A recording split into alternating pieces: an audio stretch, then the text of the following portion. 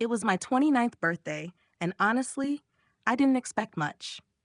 I'm not the kind of person who throws big parties or even posts about my birthday on social media. Most years, I forget it's even happening until a random reminder pops up on my phone, or until my husband, David, hands me a chocolate bar and makes some joke about me being another year older. That's the extent of my birthday celebrations.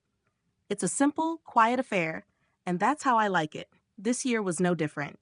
I woke up to the smell of pancakes, my favorite breakfast, as David quietly worked in the next room. The morning was calm and everything felt normal. But then the doorbell rang.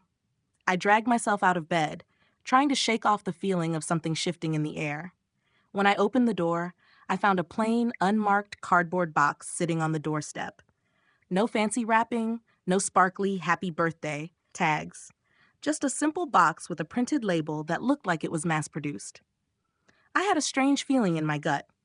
David picked it up and brought it into the kitchen without a word. I could tell by the look on his face that he wasn't thrilled about the package either. My parents rarely sent me anything, let alone on my birthday. And when they did, it was usually impersonal. This felt different. Off, even. "What do you think it is?" I asked, trying to make light of it, but the unease in my voice betrayed me. David stared at the box, his lips tight, his brow furrowed. "I don't know, but it doesn't feel right." I leaned in to take a closer look at the label, and that's when my stomach twisted. The return address wasn't from my parents' home. It was a P.O. box. Something about that small detail set me on edge. I had learned over the years to expect very little from my family, but this felt like more than just an ordinary gift. David's gaze never left the box as he set it down on the kitchen counter. I stood frozen for a moment, my fingers lightly tapping the edge of the table as I tried to process the discomfort growing inside me. Something about it was unsettling, like it had arrived with a purpose, one I wasn't prepared for. "Do you think it's a prank?" I asked, half joking, trying to break the silence. But David didn't laugh. His face was serious as he gave a small nod toward the label. "I don't know. Just don't open it yet," he said, his tone calm but firm. That was enough to make my heart race. I stepped closer, hesitating for a second before I reached down and pulled the box closer. The label was typed in bold black letters, the return address a P.O. box, which meant it wasn't from my parents' house. I squinted at it, trying to make sense of the situation. But the more I looked, the more familiar the details became. A tiny logo in the corner of the label caught my eye. My pulse quickened. It was a logo I had seen before, one I recognized from the day I had found boxes of unsold jewelry and unopened invoices piled in my sister Nina's apartment. Nina had always been the dreamer, chasing after every fleeting trend without any real plan to make things work. I had always been the one who kept everything together, responsible, dependable. And it always seemed like Nina could get away with everything while I was left cleaning up the mess. My stomach tightened as I looked at the box again, all the small details lining up in my mind. "Is this?" I started to ask, my voice faltering. David stepped back, his arms crossed over his chest, and said nothing. But his eyes told me everything. "You know what this is," he muttered, and that was the moment I knew. My family was involved, and it wasn't just a birthday gift. It was something far more dangerous. I stood there, staring at the box, my mind racing, but no words coming. I wanted to open it, to confront whatever was inside, but I couldn't shake the feeling that it wasn't something I should be involved in. Every instinct in me screamed to stay away. Instead, I just stood there, frozen, my fingers lightly gripping the edge of the counter. "What do you think this is?"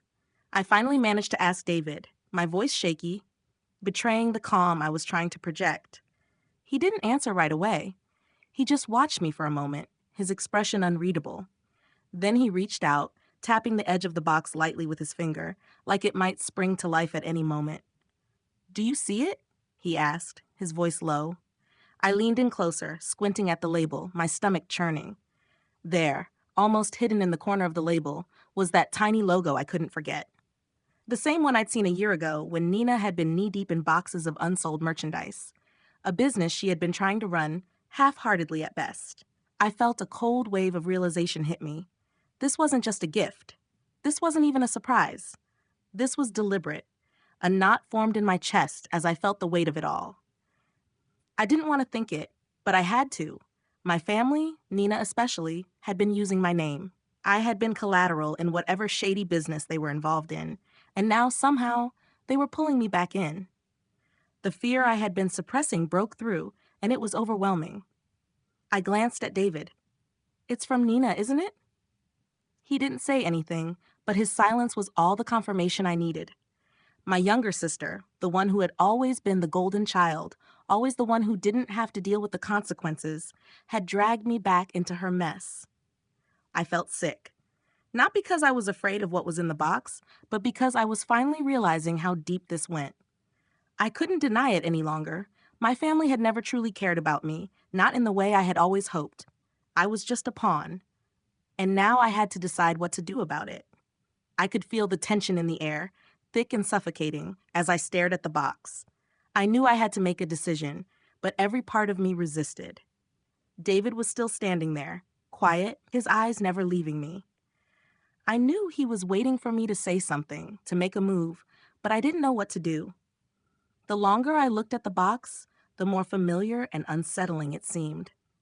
The logo on the label kept flashing in my mind. I had always been the one to clean up after Nina's messes, to pick up the pieces when things fell apart. But this time, I wasn't sure I could fix it. I didn't know how to fix it.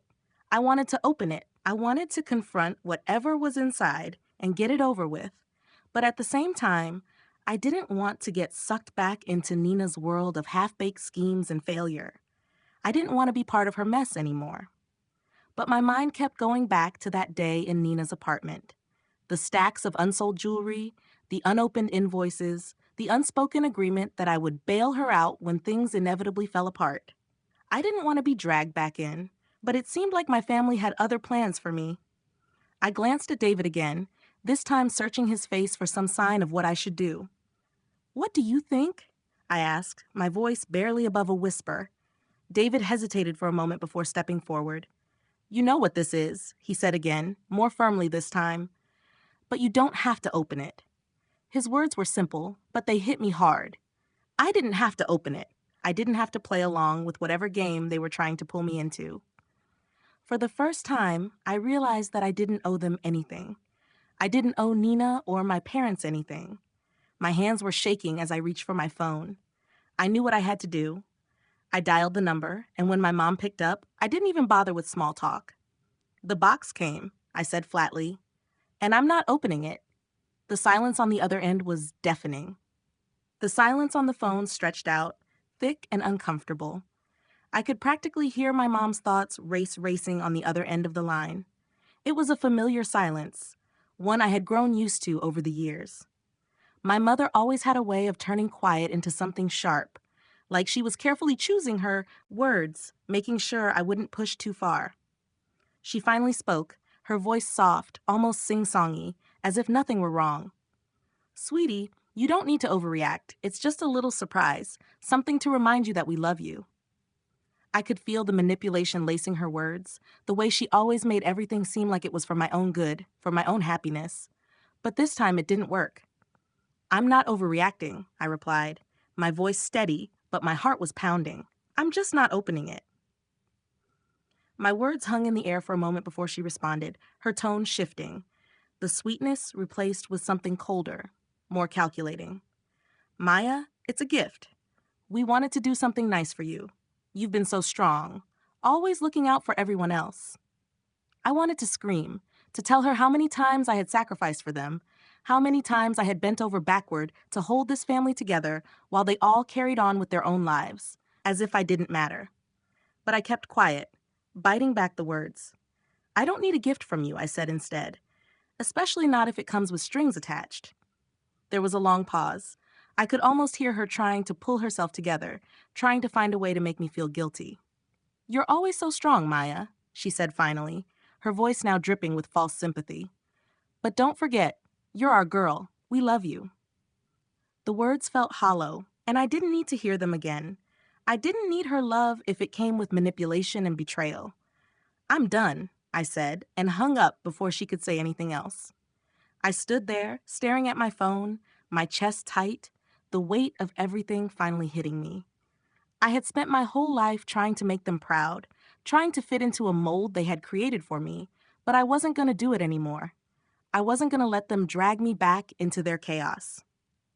After I hung up, the silence in the room felt heavier, like I had just severed something deep and irreplaceable. David didn't say anything for a while, and I didn't either.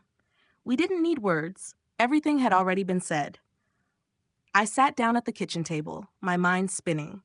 It was as if the air had changed, the weight of the decision pressing down on me.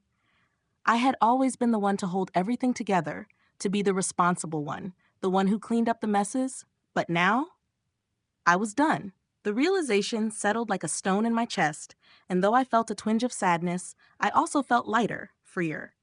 David finally spoke, his voice quiet. "You're sure about this?" His question wasn't about the box or my family, it was about me.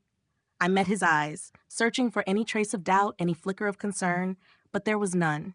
He was solid, unwavering, the calm in the storm that I had always needed. "Yeah," I said, my voice stronger than I expected. "I'm sure." David didn't push, but he was still watching me, his expression a mixture of concern and understanding. We'd been together for years, and in that time, I'd never truly allowed myself to admit how much my family had drained me, how much I had let them drain me. But as I sat there, looking at the empty space where the box had been, I realized something.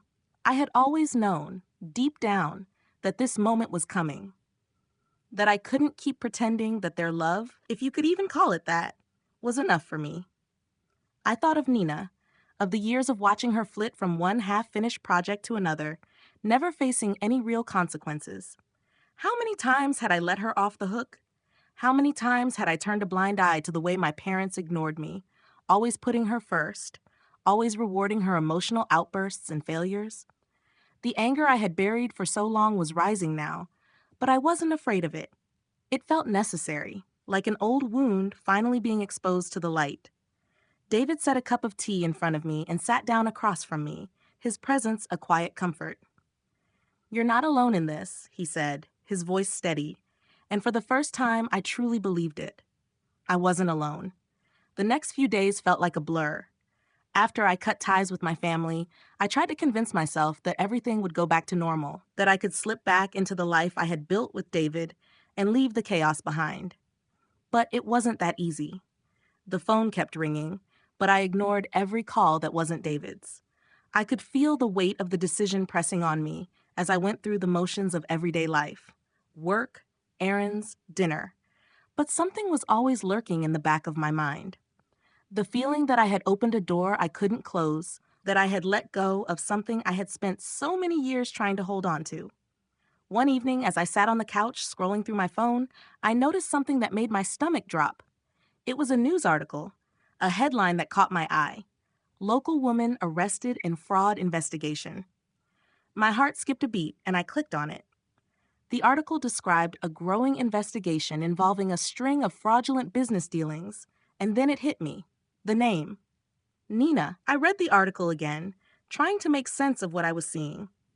It detailed how Nina had been using other people's names to set up fake businesses, and how they had traced some of the materials back to her suppliers. I stared at the screen, feeling a mix of disbelief and anger. Nina had dragged me into this mess, had used my name without my permission, and now she was paying the price for it. But even more than that, it hit me just how far my family had gone to hide the truth from me, how much they had relied on my strength to cover for their lies. David came in as I was reading, looking over my shoulder. He didn't ask any questions. He just sat down beside me and waited, knowing what I was processing. "I never wanted to be a part of any of this," I said softly, my voice cracking. "I just wanted to be normal, to have a family that didn't use me." David wrapped his arm around me, pulling me close. "I know," he said, "and you're not that person anymore. You don't have to be. You're allowed to let go." I rested my head on his shoulder, the weight of his words sinking in. Maybe I couldn't change the past, but I could change how I moved forward. And that thought, however small, was a relief. For the first time in a long while, I felt like I was beginning to take control.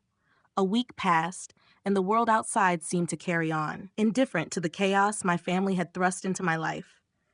I tried to pretend that everything was fine, but each day felt like a quiet battle. I had cut my family out, but the ghost of them lingered. I kept thinking about Nina, about the way she used me, and how she had never once apologized for any of it. I thought about my parents, how they had always placed her needs above mine, how they had ignored the boundaries I tried to set. It was like they couldn't see me for who I was, only as a means to clean up their messes. I hated that it had taken this long for me to wake up to it. I couldn't stop myself from thinking about the last phone call with my mom. She hadn't even tried to explain herself, to acknowledge the betrayal.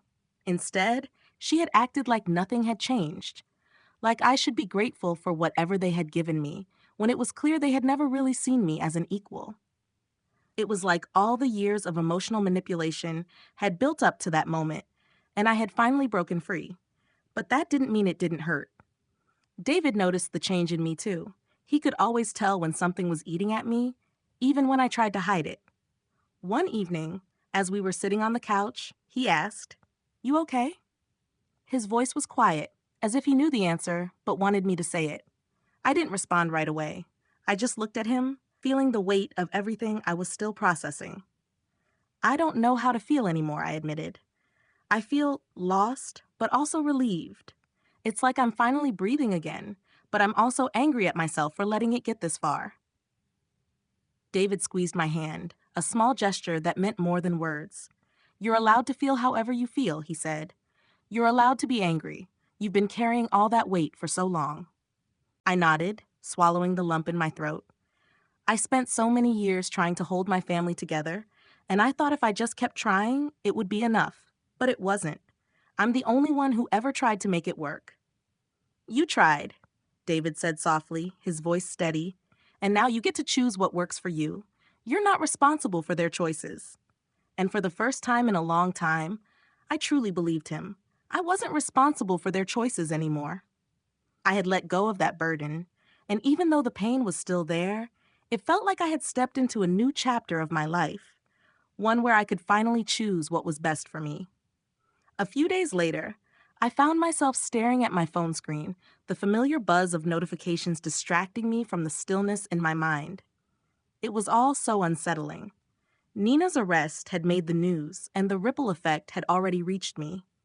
A few friends had sent me messages, their words kind, but with that undertone of concern that only came when things were clearly falling apart. It felt like the entire world was watching, waiting for me to break. And I couldn't decide if that made it easier or harder to breathe. I had been avoiding contact with my family, but that didn't stop them from trying to reach me. The calls kept coming, from unrecognized numbers, from blocked ones. I didn't need to look at the screen to know who they were. It had only been a few days, but already it felt like I was carrying their weight again, like their desperate pleas were pressing in on me, begging me to be the person I had always been, strong, dependable, forgiving. But I was done being that person. When my mom finally sent a message, it was short, curt, and laced with guilt. "Maya, you know we never meant for things to go this far. Ellie needs you right now. You have to forgive her. You're the only one who can help." I let the message sit there for a moment, the sting of her words like a slap to the face. Ellie, my sister, the one who had always been the golden child, the one who could never do any wrong in their eyes, was the one who needed help now? It felt absurd. I wanted to respond, to tell her that I had no more energy to give, no more strength to be the scapegoat for their mistakes. But I didn't. Instead, I set my phone down and walked away from it. I wasn't going to let them drag me back into this mess. David noticed the way I was moving through the house, still quiet. "You okay?" he asked again, his voice gentle but knowing. I nodded, even though I wasn't sure. "I'm trying to be. Sometimes being okay isn't enough. Sometimes it's about just being. And that's enough," he said, his words simple but true. I looked at him and finally smiled. "Yeah, that's enough." For the first time in what felt like forever, I realized that I wasn't responsible for anyone else's happiness. I didn't have to carry their burdens anymore. I could just be, and that was more than enough. A week had passed since I cut ties with my family, and in that time, the weight of everything began to shift. The calls stopped, the messages faded into silence, and though I felt the occasional pang of guilt, it was quickly replaced by a quiet, steady peace. For the first time in a long time, I woke up without the burden of expectations, without the pressure to fix things that were never mine to fix. David and I had settled into a routine, something simple and grounding. But even in this calm, there were moments when my mind would slip back to my family, to Nina, to everything they had dragged me into.